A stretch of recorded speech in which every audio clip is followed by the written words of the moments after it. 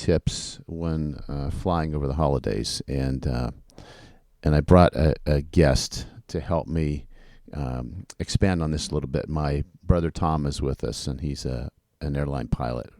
And I thought that maybe he could give us some tips from things that he's seen. But from a medical perspective, of course, this time of year, a lot of people are flying, and there's some anxiety with flying and the uncertainty of delays and cancellations. But a lot of people just flying alone is a very anxious. You're sort of out of control. You're up in the air and you don't have any control. So a lot of people suffer from anxiety, and they'll call the office and say, "I'm going to California for the holidays. Can you give me something to quiet my nerves down?"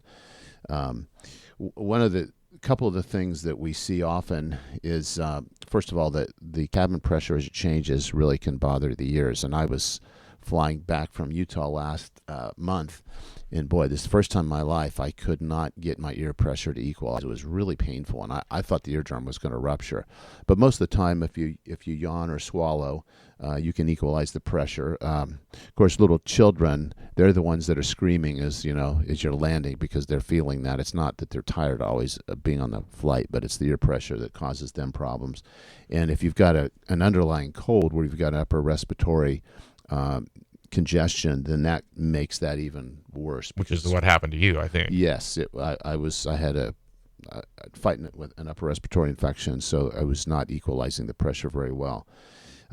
Another caution that people need to think about on when you're flying is it's very easy to get dehydrated, and I would definitely take advantage of the drinks they offer you, but you have to be careful when you stop in a lounge before your flight. A lot of people stop and have a couple alcoholic drinks to quiet them down, but alcohol in itself is dehydrating, and then you get up on the plane, and if you're not drinking, it's dehydrating, and so you can get headaches and just feel lightheaded and not well in general. And of course, motion sickness is another problem that some people have issues with. But it can be challenging to fly this time of year or any time, and I think it's just a matter of being prepared for those things that might happen. But some people don't fly enough to remember or even know what to anticipate. I was in Atlanta one year waiting on a flight, and a guy was walking down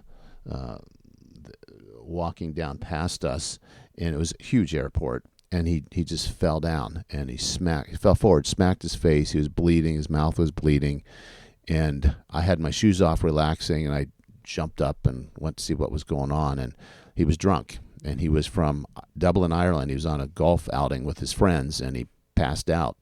And so they called the medical personnel at the airport, but while I was there assisting, I told him I was a doctor, and just hoping that the first aid people would get there soon.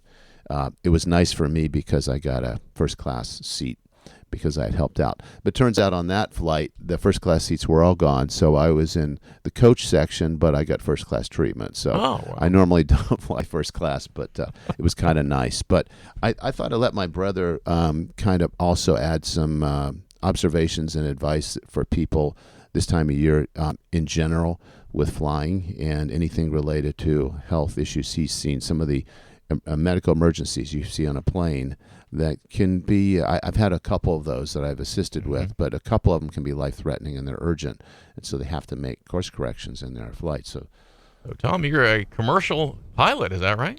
I am. Well, congratulations. I know that can be challenging, I'm sure. Tell us a little bit about some of the things that you see and ways that we could avoid some of these anxieties and other problems that crop up. No, I think Tim hit the nail on the head for the big ones. Obviously, hydration, watch your alcohol consumption. Just be careful with that. Some of the biggest problems we've had, or I've had on flights, it's been alcohol related. And so that can cause problems. But if you're, drinking in moderation and know that, or traveling with somebody that can help watch you as well, that helps. Let me ask you this. We've gone through, it's holiday time. We know with the TSA, we've been through the pandemic. It's not quite as bad now, but this time of year, when you get to cut through and go right to the plane, that's not the case for everybody else. Right. What do they need to do to prepare, and how many hours ahead? Well, I would say we're pretty much back to pre-pandemic travel. I think we learned a lot from it. I think it helps, especially medical-wise. I think people know better about hygiene. The colds and flus are back, right? We're seeing, and hearing coughs on the planes and that. But I think people now are armed with the ability to, wash your hands off and use the alcohol wipes or whatever. One big tip for flying is the air vents on the airplanes. Those come straight through.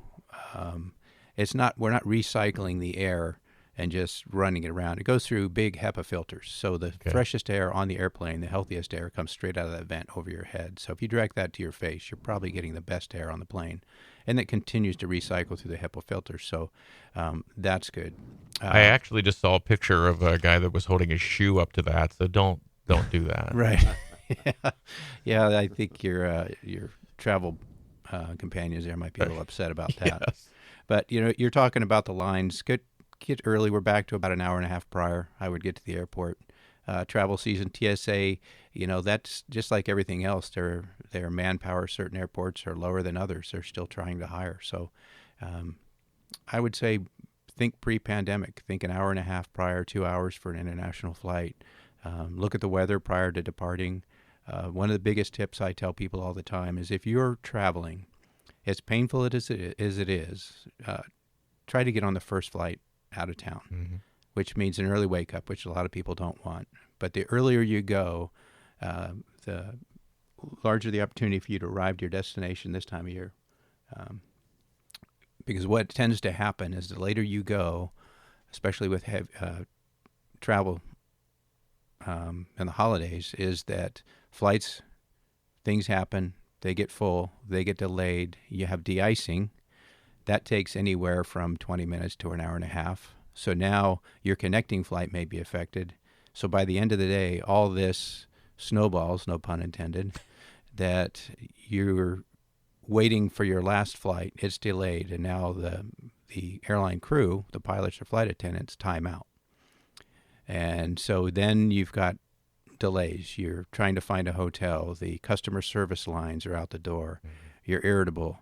All that stuff happens. If you would just wake up a little bit early, look at the weather the night before, plan ahead, chances are you'll get there before the sun goes down, and you don't have to deal with the headaches that some of those other delays and problems may cause. Yeah.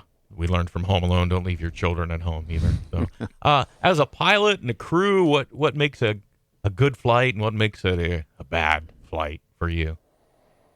Just in general, I mean, everything on time, I would think would be right. good. And in all airlines, there's metrics that they measure, and everybody's pushing for on-time departures. Now, a lot of stuff, catering, fuel trucks can be late. We had that last week. The fuel trucks had broken down on the station. So, I mean, those are some of the things beyond our control, to include weather, some of that. But overall, to make a good flight, show up on time, be there ready, board when you're called. Be considerate of others. If you're a big burly man, it'd be nice if you'd load your own heavy baggage in the overhead bin instead of asking a smaller person to assist you with that. Yes. And really, that's pretty much it. Common courtesy. It's for the most part, people know how to travel. If you do have anxiety, I think, and that's real, let the crew know, let the flight attendants know. Hey, can I talk to the captain? And we do that all the time. And I typically will tell people, okay, here's the length of the flight. We do expect bumps, and I'll either show them on a map or on the iPad. I have a weather app that I can show them. We expect some bumpy air here an hour and a half into the flight. The unknown is what terrifies a lot of people. But if you can lean forward a little bit and give them an idea how their flight is going to go, and they expect bumps, and an hour and a half later, here's the bumps. Well, I knew about that. So that takes away some of the anxiety. So I'm going to guess, and the staff probably doesn't come to you very often as you're piloting the plane with a problem. But if those things occur, does that generally filter back to alcohol? I would say of the instances I've had, yes, alcohol related. So there's two reasons not to do that, so you don't lose your mind and so that you don't become dehydrated, right? Right. Now, there's other stuff that comes up, but for the most part, the serious problems we've had to not land at our destination and invite law enforcement to come. It's been alcohol related. And it's unfortunate because, most people are sociable. They're not intending to do any harm or be unruly, but alcohol tends to impair judgment, and that has long-term consequences sometimes. That's for sure. Can you talk about maybe some of the medical emergencies you've had in the air where it's caused you to, some, because we see different things. As I said, I've been on a few of those, but it didn't affect the flight. But I think he's had a couple of times where they've had to actually land someplace else and get medical personnel, and maybe just the experience you've had with that. Yeah, that's real. That happens. It's rare. Over a 26 to 27 year career with the airline industry, I've probably had 5 serious medical emergencies and other minor ones. People unresponsive in the back. Well, that can be alcohol related. So it helps if somebody's traveling with them and you can find out. And sometimes, we had a man pass out. Luckily, his wife was sitting next to him. No, he's just a deep sleeper because somebody was trying to, see if he would wake up so they could get up and use the restroom, and he wasn't responding. Well, he was a deep sleeper. But if there are serious medical concerns, the first thing obviously we do is ask for medical professionals on board. We have the ability. We have medical kits. We have certain drugs that medical professionals can administer. So we'll first ask for medical professionals on board who can assist. They'll gather information, they'll come up, they'll let us know in the cockpit, and we have the ability to talk to medical professionals via radio. And so we'll reach out, and there's medical professionals on standby for most major airlines that you can call and talk to a doctor. And you'll pass symptoms and all that along. All that information sharing is going on, and sometimes it's monitored. We really rely on the medical professionals in the back to help us out with some of those decisions. And decisions are made based off of that now as the captain. Ultimately, the information may get to a point where you decide it's time to not go to our destination, but land at the nearest airport. If you're the captain, are you doing most of the communicating, or are you listening in and trying to make the decision on where do we need to land? We're monitoring. As soon as we get word that something's happening, is the co-captain doing the talking then? It depends really on what's going on in the flight, depending on how complicated it is. But the decisions ultimately weigh with the captain. And perfect scenario, the captain and the company are talking together about what's the best, what's the safest, what's the.